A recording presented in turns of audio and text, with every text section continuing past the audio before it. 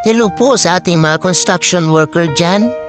Sila po yung ating sandigan sa naman tore na ipapatayo, no? Kung wala tayong mga construction worker, wala din mga building matataas, mga pader na matataas, at sobrang hirap talaga ng mga construction worker. Kahit maulan, init, o kahit ano pa, pumapasok, may sakit ng mga katawan, ganyan. So, tayo pa rin mga idol, no? So, mag-ingat lang po palagi. Yan lang po ang ating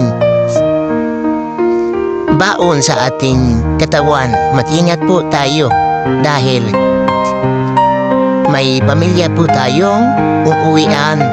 May anak na nag-aantay sa atin at saka yung pamilya natin kasamahan sa salute po tayo sa mga construction natin dahil sobrang hirap ng trabaho ay di pa rin iniinda ang mga sakit ng katawan.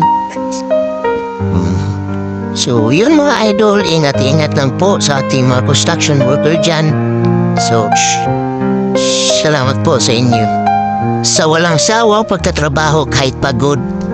Kahit pagod na sa trabaho ay patuloy pa rin kumakayod para sa pamilya mga idol, no? Kumakain sa pamilya para lang may makain sa pang-araw-araw na buhay. Para makapagtapos ng pag-aaral ng mga anak. Para hindi matulad sa kanila. Kasi sobrang hirap talaga, no?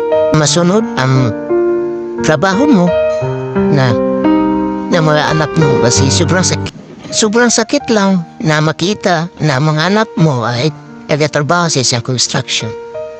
Ang gagawin ay kahit pagod, matustusan lang ang pang-araw-araw na pangangailangan ng mga anak.